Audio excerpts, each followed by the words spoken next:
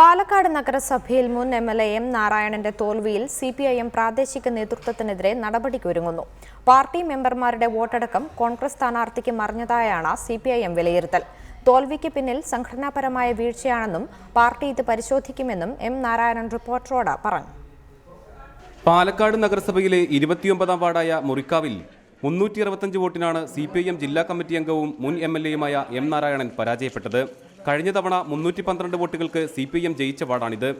പ്രാദേശിക എതിർപ്പ് മറികടന്നായിരുന്നു സിപിഐഎം നേതൃത്വം ഇവിടെ നാരായണനെ മത്സരിപ്പിച്ചിരുന്നത്. മുറിക്കാവ് ബ്രാഞ്ച് സെക്രട്ടറി തുളസീദാസിനെ മത്സരിപ്പിക്കണമെന്നായിരുന്നു ഇവിടുത്തുകാരുടെ ആവശ്യം.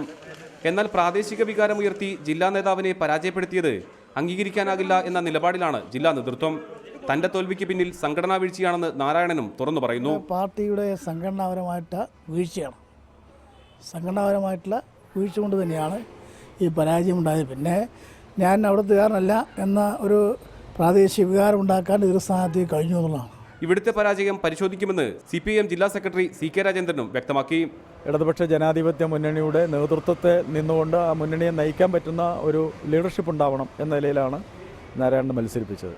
എന്താണ് അവിടെ സംഭവിച്ചതെന്ന് വിശദമായ പരിശോധനയ്ക്ക് ശേഷം മാത്രമേ പറയാൻ കഴിയൂ. അടുത്ത ജില്ലാ കമ്മിറ്റി യോഗത്തിൽ മുറിക്കാവിലെ പരാജയം സംബന്ധിച്ച് അന്വേഷിക്കാൻ തീരുമാനമെടുക്കും. തുടർന്ന് ബ്രാഞ്ച് കമ്മിറ്റിക്കെതിരെ നടപടിയെടുക്കാനാണ് സിപിഐഎം ജില്ലാ നേതൃത്വം ആലോചിക്കുന്നത്. റിപ്പോർട്ടർ, പാലക്കാട്.